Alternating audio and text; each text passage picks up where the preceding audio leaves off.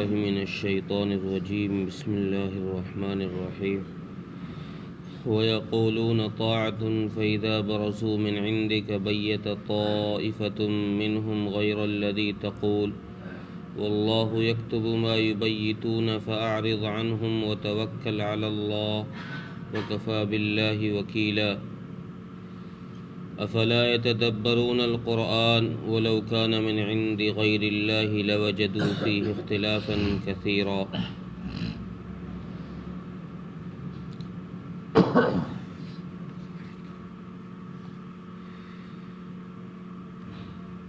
اس سے پہلے سے یہ بات چلی آ رہی تھی کہ منافقین جو مدینہ منورہ میں کچھ لوگ تھے، ان کا ظاہری حلیہ کچھ تھا اور اندر کے اندر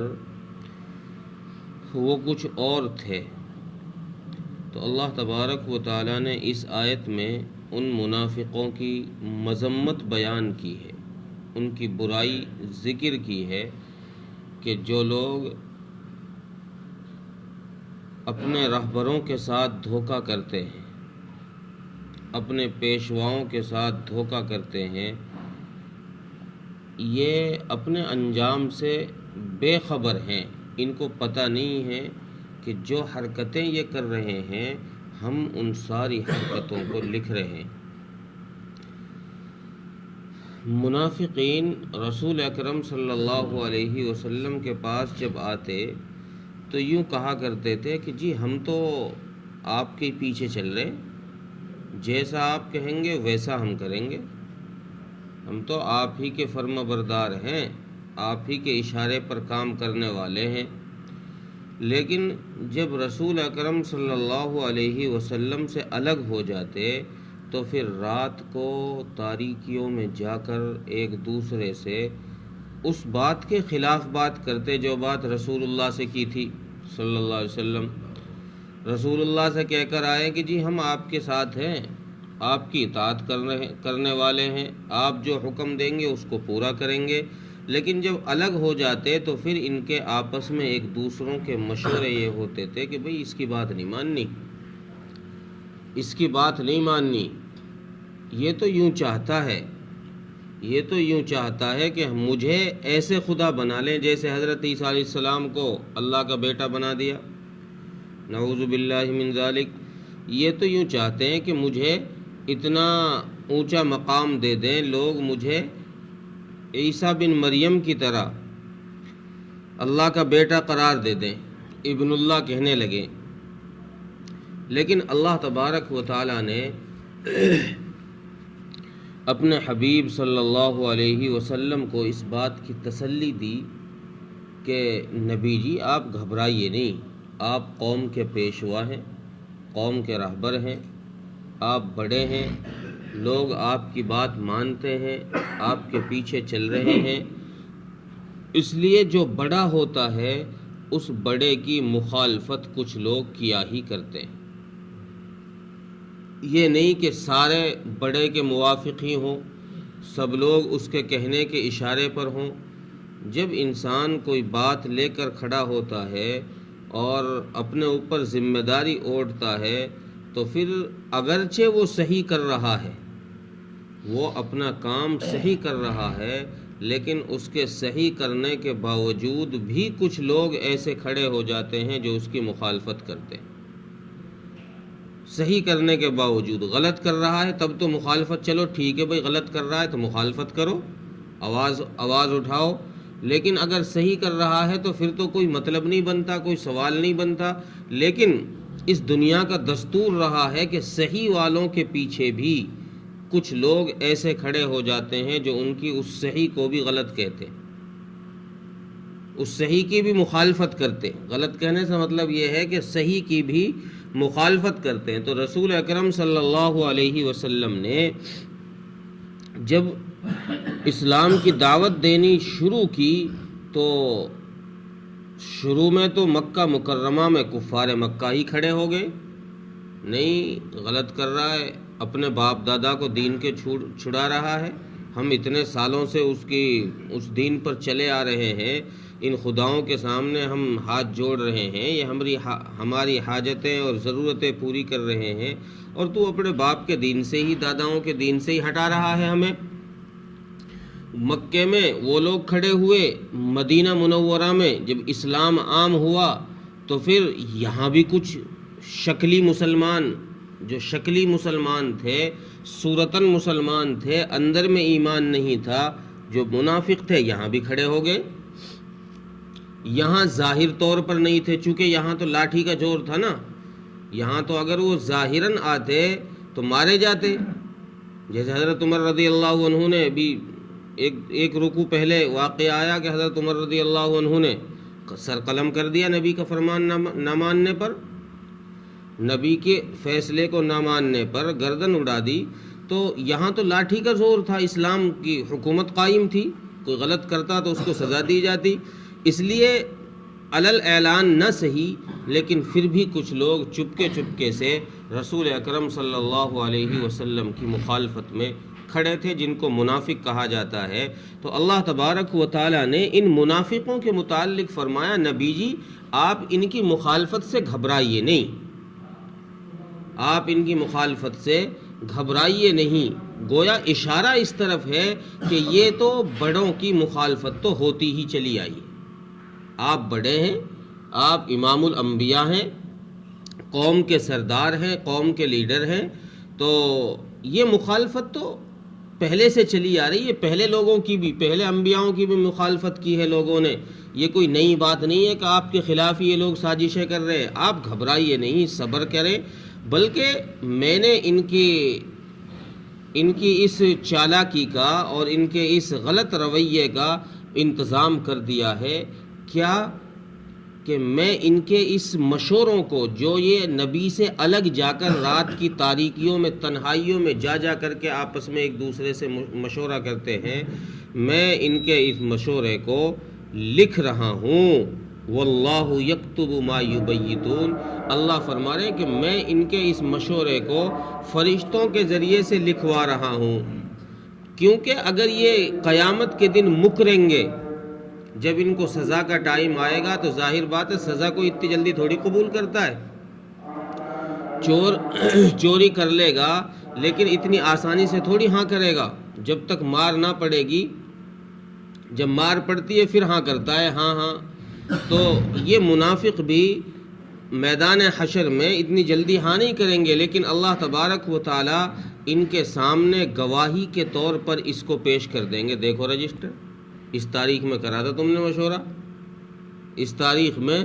مشورہ کرا تھا، اس نے اتنے بجے مشورہ کرا تھا، اتنے لوگ تھے۔ اللہ تبارک و تعالیٰ نے فرمایا نبی جی آپ بے فکر رہیں، میں نے ان کی سزا کا انتظام کر دیا ہے، میں اس کو لکھ رہا ہوں جو یہ کر رہے ہیں۔ اور اللہ تعالیٰ فرما رہے ہیں کہ نبی جی آپ صبر کیجئے، صبر کیجئے، آپ کوئی نہیں، مخالفت کر رہے ہیں تو کرنے دو، آپ صبر کیجئے، اور اس صبر پر اللہ تبارک و تعالیٰ آپ کو اجر عطا فرمائیں گے۔ اور چونکہ جب آپ صبر کریں گے تو پھر وکفا باللہ وکیلا، اللہ تعالیٰ بہترین کارساز ہے۔ آپ بھروسہ تو کر کے دیکھو نبی جی، آپ بھروسہ کیجئے مجھ پر، میں بہترین کارساز ہوں، کام بنانے والا ہوں، آپ میری طرف آ جائیے، آپ ان کا پیچھا چھوڑ دیجئے، یہ کیا کر رہے ہیں کیا نہیں کر رہے، یہ جو بھی کچھ کر رہے ہیں ان کو کرنے دیجئے، آپ کا کام یہ ہے کہ آپ ان کو اگنور کیجئے، درگزر کیجئے، چھوڑیے ان کو، ان کی طرف دھیان ہی مت دیجئے، کیونکہ اللہ تبارک و تعالیٰ بہترین کام بنانے والے ہیں۔ اللہ کو پتہ ہے کہ کس طرح کس کے ساتھ معاملہ کرنا ہے،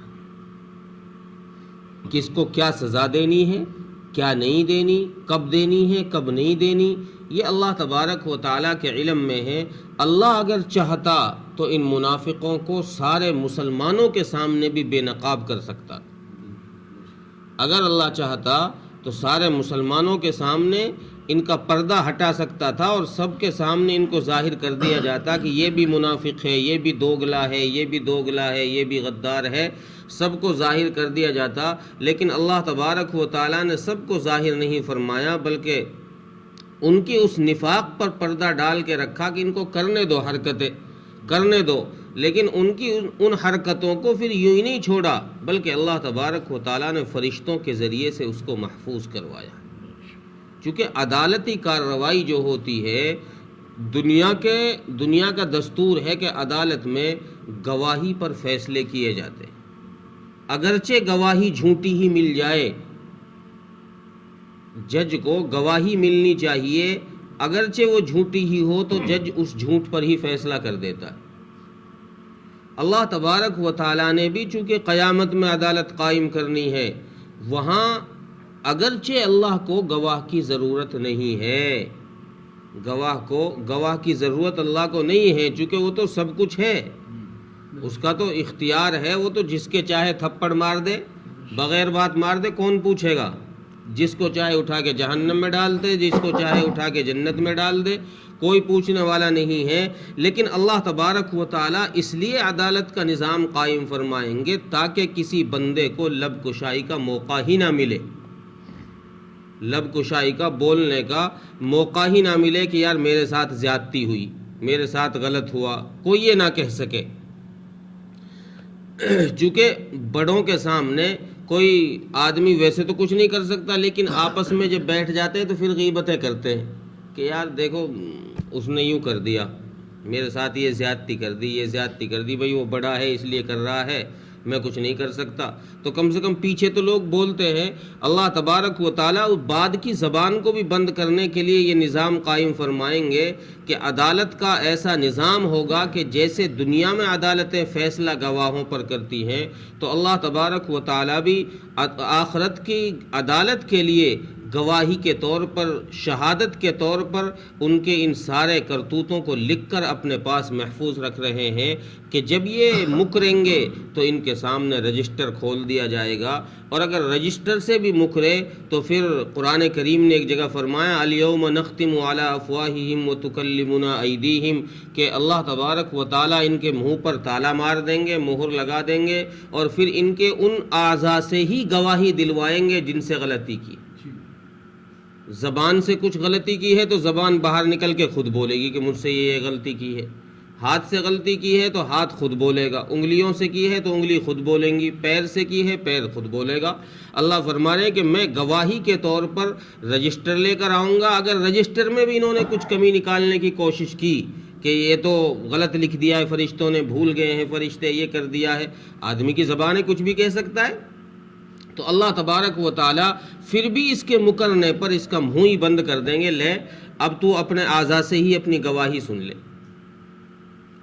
تو اس لیے اپنے حبیب صلی اللہ علیہ وسلم کو اللہ تبارک و تعالیٰ نے یہاں تسلی دی اور فرمایا کہ نبی جی آپ ان کو چھوڑیے، فَأَعْرِضْ عَنْهُمْ، آپ ان سے الگ رہیے، یہ جو کر رہے ہیں ان کو کرنے دیجئے، اللہ تبارک و تعالیٰ پر بھروسہ کریے، اللہ تبارک و تعالیٰ بہترین کام بنانے والے۔ ترجمہ دیکھیں، وَيَقُولُونَ طَاعَةٌ فَإِذَا بَرَزُوا مِنْ عِنْدِكَ بَيَّتَ طَائِفَةٌ مِّنْهُمْ غَيْرَ الَّذِي تَقُولُ، اور وہ لوگ آپ کے پاس تو کہتے ہیں کہ ہم نے آپ کی بات مان لی ہے، ہم آپ کی اطاعت کر رہے ہیں، پھر جب وہ آپ کے پاس سے چلے جاتے ہیں تو بیت طائفۃ منہم غیر الذی تقول، تو وہ رات کو مشوروں میں ایک دوسرے سے اس بات کے خلاف بات کہتے ہیں جو آپ کے پاس کہی تھی، یعنی آپ کے پاس کہا تھا کہ ہم آپ کی اطاعت کریں گے، لیکن وہاں جا کے کہتے ہیں کہ اس کی بات نہیں ماننی۔ واللہ یکتب ما یبیتون، اللہ تبارک و تعالی ان کے اس رات کے مشوروں کو لکھ رہا ہے۔ فَأَعْرِضْ عَنْهُمْ وَتَوَكَّلْ عَلَى اللَّهِ، سو نبی جی آپ ان کو چھوڑ دیجئے، ان سے اعراض کیجئے اور اللہ پر بھروسہ کریے۔ وَكَفَى بِاللَّهِ وَكِيلًا، اللہ تبارک و تعالی بہترین کارساز ہیں، کام بنانے والے ہیں۔ اللہ تعالی عمل کی توفیق۔